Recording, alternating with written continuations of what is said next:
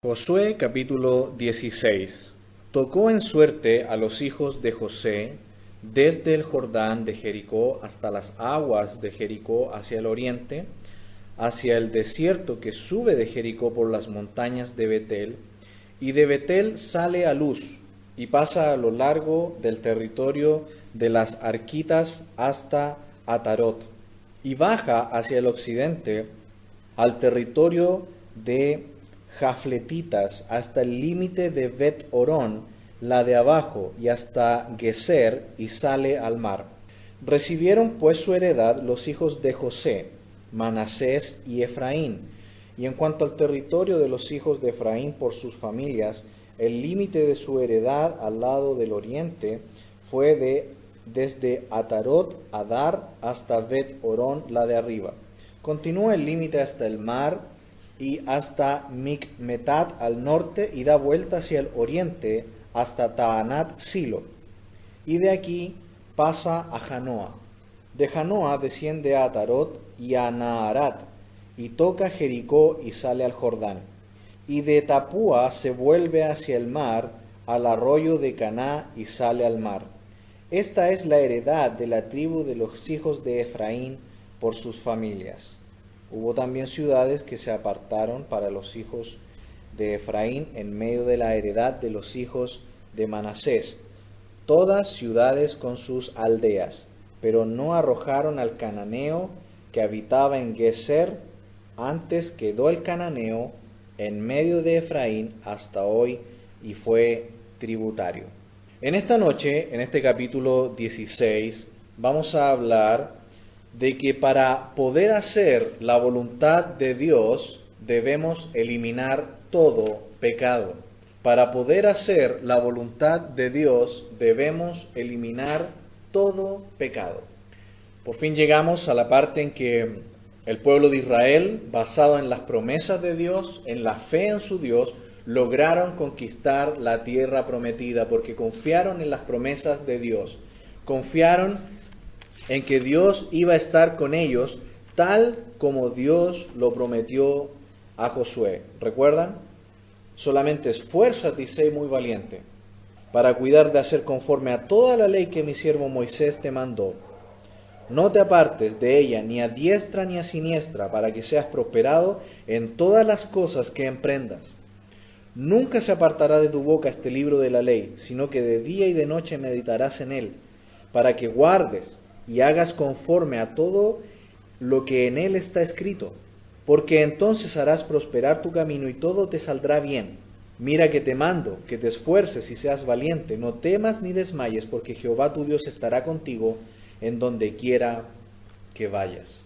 El pueblo de Israel ha confiado en su Dios, ha sido guiado por la sabiduría y el modelo de sus líderes, y han tenido éxito. Solo una vez fueron derrotados en batalla, ¿se acuerdan? Y fue en esa ocasión en que Acán escondió, ¿qué cosa? Pecado, ¿se acuerdan? Cuando escondemos pecado, no hay bendición. Y en esta noche vamos a hablar de que para poder hacer la voluntad de Dios, tenemos que eliminar todo pecado, todo pecado. En los versículos 1 al 5, vamos a ver que se reparte el territorio entre los hijos de José, porque esta es la tribu principal que se repartió territorios de la tierra prometida en el norte. Recuerdan que en el sur fue Judá, la primera tribu.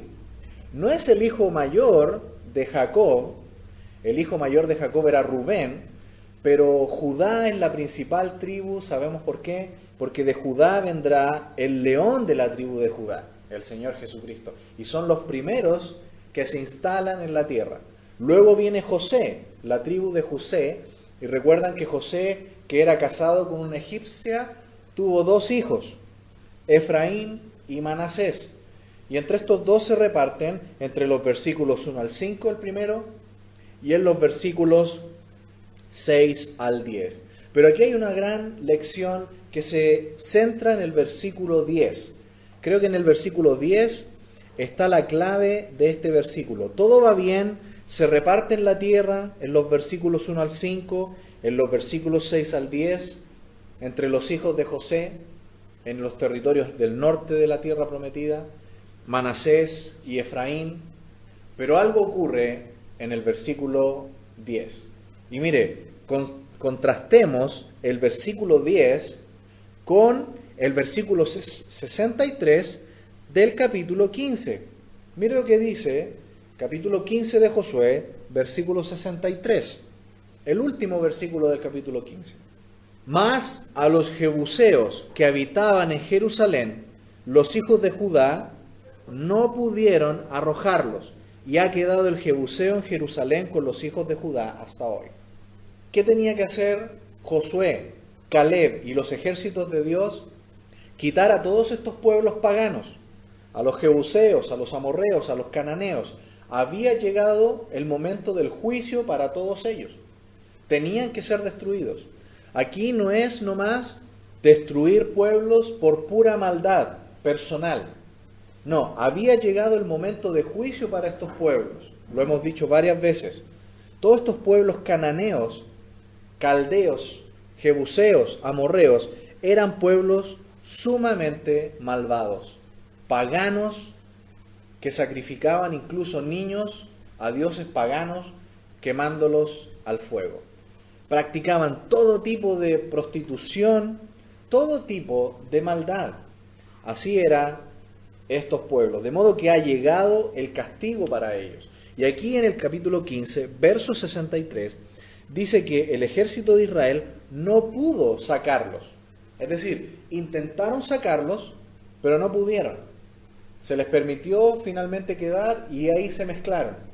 Recuerden que en el género literario, narrativo del Antiguo Testamento, se nos dice simplemente la historia que ocurrió. No se nos dice constantemente, y esto agradó a Dios, y esto fue agradable delante de los ojos de Dios. Lo que se nos dijo claramente en el libro de Deuteronomio al pueblo de Israel por parte de Dios a Moisés y de Moisés al pueblo, es que tenían que erradicar a todos estos pueblos. No podía quedar nada. Pero aquí vemos cómo han quedado pueblos. Pequeños vestigios de paganos mezclados con el pueblo de Dios. Pero aquí van un paso más allá, en el versículo 10 del capítulo 16. Mire lo que dice. Pero no arrojaron al cananeo que habitaba en Geser. No dice que no pudieron. ¿Qué dice? No lo hicieron simplemente. Fueron más allá. En la vez anterior lo intentaron, guerrearon, pero ahí quedaron unos pocos. Y los dejaron y se mezclaron. Aquí simplemente lo dejaron y no hicieron nada. Las consecuencias de esto se ven siempre más adelante. Mire, por ejemplo, conmigo, Ezequiel, libro del profeta Ezequiel, capítulo 6, versículo 4. Mire lo que había pasado en Israel. Por la influencia de estos pueblos que se habían quedado paganos, muy paganos, malvados, van a influir tarde o temprano en la vida espiritual del pueblo. Dice, vuestros altares, versículo 4, serán asolados, y vuestras imágenes del sol serán quebradas, y haré que caigan vuestros muertos delante de vuestros ídolos, y pondré los cuerpos muertos de los hijos de Israel delante de sus ídolos, y vuestros huesos esparciré alrededor de vuestros altares. Donde quiera que habitéis serán desiertas las ciudades, y los lugares altos serán asolados, para que sean asolados y se hagan desiertos vuestros altares, y vuestros ídolos serán quebrados y acabarán, y vuestras imágenes del sol serán destruidas, y vuestras obras serán deshechas. Y los muertos caerán en medio de vosotros, y sabréis que yo soy Jehová. Mas dejaré un resto, de modo que tengáis entre las naciones algunos que escapen de la espada, cuando seáis esparcidos por las tierras. Tarde o temprano, el pecado que el pueblo va tolerando, que se quede entre medio, mezclado, finalmente hizo efecto. ¿Cómo es posible que el pueblo de Dios, que vio las maravillas de Dios, recuerdan, sacándolos de Egipto, que vieron las plagas, tocando a todos los egipcios, menos a ellos, porque Dios estaba con ellos, que abrió el mar y ellos pasaron en seco, que vieron salir agua de la roca, que vieron caer maná del cielo, codornices que vinieron para que pudieran comer carne? Todo eso ellos lo vieron y uno podría decir, quedaron totalmente curados de paganismo. Nunca más podríamos adorar dioses paganos si vemos que tenemos un Dios verdadero y vivo como es Jehová. Sin embargo, la influencia de estos pueblos, influencia que quedó mezclada con Israel, produce que el pueblo de Israel sea juzgado de manera tan terrible aquí en Ezequiel capítulo 6, con muerte incluso. Porque cuando dejamos pecado mezclado, no vamos a poder hacer la voluntad de Dios.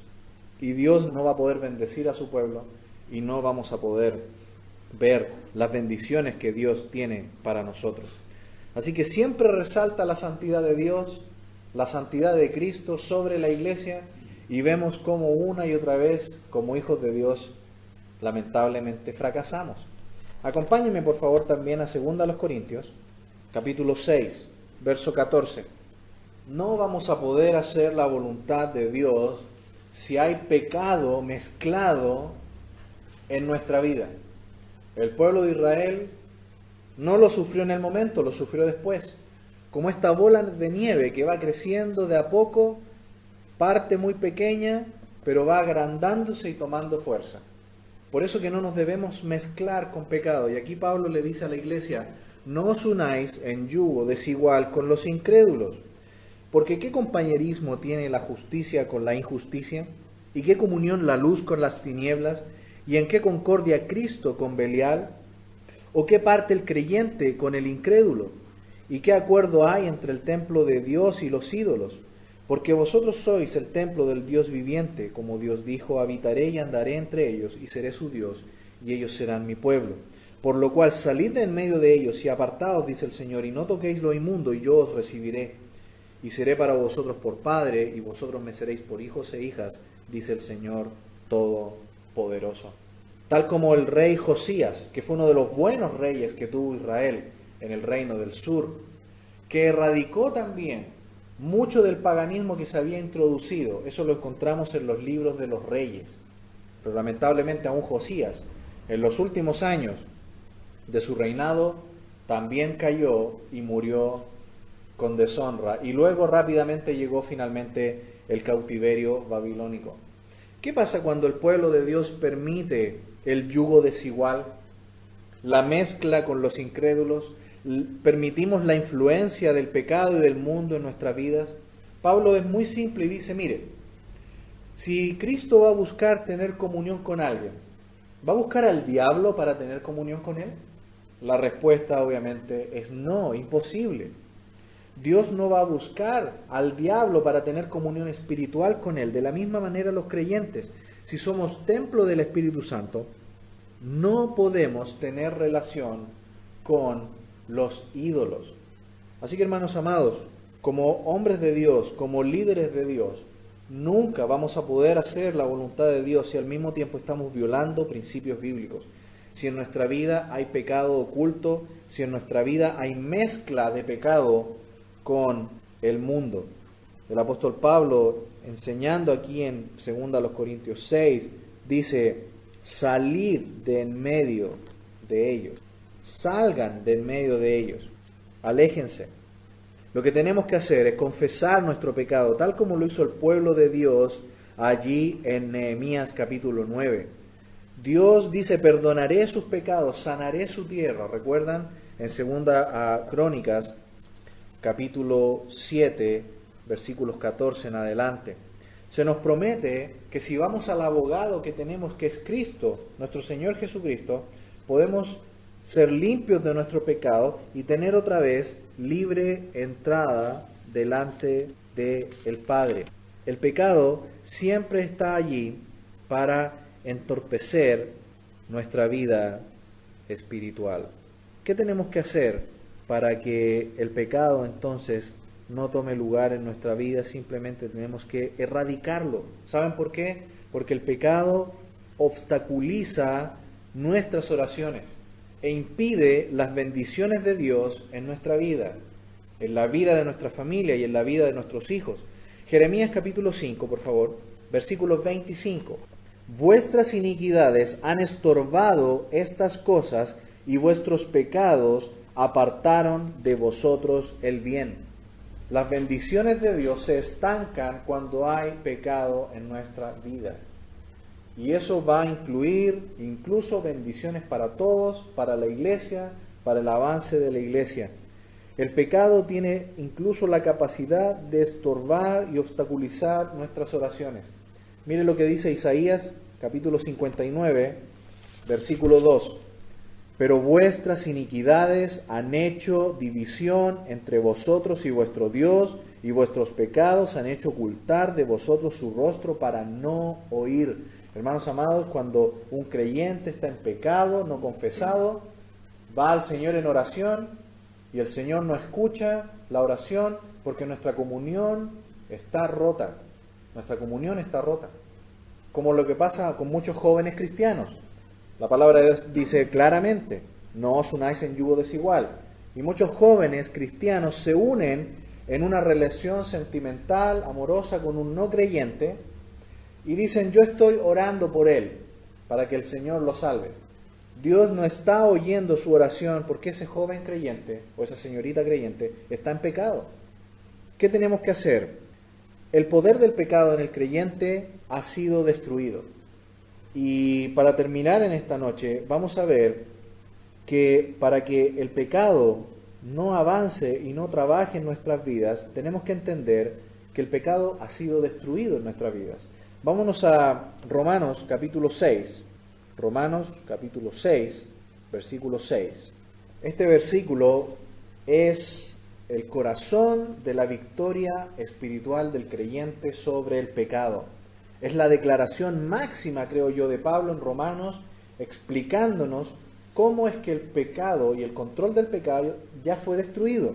El pecado ya no tiene y no puede tener control sobre el creyente. De manera que si pecamos es porque lo hacemos sabiendo. Dice Romanos 6:6, sabiendo esto, que nuestro viejo hombre fue crucificado juntamente con él, para que el cuerpo del pecado sea destruido, a fin de que no sirvamos más al pecado. Cuando nosotros éramos inconversos, éramos esclavos del pecado, Él era nuestro amo y hacíamos todo lo que el pecado nos decía que hiciéramos. Éramos siervos del pecado. Pero cuando pasamos a ser hijos de Dios, nuestro amo, que era el pecado y era Satanás, dejó de serlo, ya no fue más. Fuimos liberados de esa condición y ahora nuestro amo y nuestro Señor es Jesucristo. Por lo tanto, cuando nosotros pecamos, ¿qué estamos haciendo? Voluntariamente y sabiéndolo, estamos dejando de lado a nuestro amo y a nuestro Señor que es Jesús y nos vamos voluntariamente de vuelta al pecado y a nuestro amo antiguo. Una ridiculez, ¿cierto? Algo totalmente ilógico. Fuimos liberados de la cárcel y voluntariamente vamos otra vez a la cárcel y nos metemos en la celda. ¿Qué tenemos que hacer? Andar en el Espíritu. Romanos 8:13 dice, Romanos 8:13, porque si vivís conforme a la carne moriréis, mas si por el Espíritu hacéis morir las obras de la carne, viviréis. ¿Cuál es la clave entonces para que podamos hacer la voluntad de Dios, eliminando todo pecado de nuestra vida, todo hábito pecaminoso, viviendo en el Espíritu, andando en el Espíritu? Versículo 14, porque todos los que son guiados por el Espíritu de Dios, estos son hijos de Dios. ¿Cuál es el ministerio que hace el Espíritu Santo en la vida del creyente? Jesús lo dijo, yo les enviaré al Espíritu Santo, ¿para qué? Para que les enseñe todas las cosas. ¿Quién es el maestro de la iglesia? El Espíritu Santo. ¿Quién es la cabeza de la iglesia? El Señor Jesucristo. ¿Y quién es el que le da la vida y ha creado este cuerpo? Dios el Padre. ¿Cómo habla la cabeza al cuerpo que es la iglesia? Solo y solamente a través de la palabra de Dios. Así que cuando Pablo nos dice que seamos llenos del Espíritu, nos está diciendo en otras palabras, sean llenos de la palabra de Dios. Y permitan que el maestro de la iglesia, que es el Espíritu Santo, transforme diariamente sus vidas a la luz de las Escrituras. Si yo no leo la Biblia todos los días, el poder santificador de la gracia de Dios no va a estar operando en mi vida y el pecado va a ser algo atractivo en la vida del creyente. Eso es lo que dice Juan 17:17. Padre, santifícalos en tu verdad, tu palabra es verdad. Si yo quiero santidad en mi vida, todos los días, ¿qué tengo que hacer? Exponerme todos los días al poder santificador de la palabra de Dios en mi propia vida. Porque la Biblia tiene un poder santificador en sí mismo.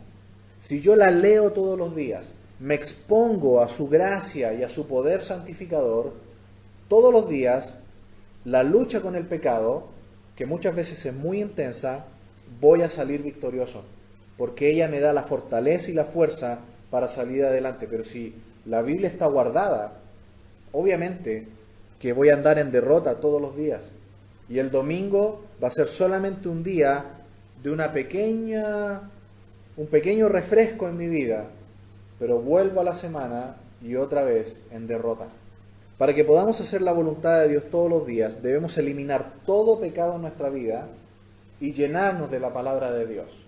Es como cuando uno saca la basura y nos llenamos con cosas buenas. Si yo no saco la basura, me sigo llenando de más basura. Tengo que sacar la basura, limpiar y llenarme de lo bueno. Llenarme de la palabra de Dios. Volviendo y para terminar, Josué capítulo 16, ellos no arrojaron al cananeo que habitaba en Geser. Antes quedó el cananeo en medio de Efraín hasta hoy y fue tributario. Lo permitieron en el pueblo de Israel, quedó viviendo allí. Al observar la historia de Israel, en el libro de los jueces, en la historia de los reyes de Israel, hasta llegar al cautiverio babilónico, vemos que el jebuseo, el cananeo, el amorreo, siguió influyendo en la vida del pueblo de Dios y volvieron a entregarse a ídolos paganos. Algo increíble, algo completamente ilógico. Pero hermanos, no nos sorprendamos porque a nosotros nos puede pasar lo mismo. Así que eliminemos de nuestra vida todo pecado, toda maldad, todo Dios pagano que trata de ocupar el lugar de Cristo en nuestra vida, y que sea el Señor Jesucristo siempre el Señor, el número uno en nuestras vidas. Que el Señor nos ayude a que podamos hacer la voluntad de Dios eliminando todo pecado de nuestra vida. Oremos.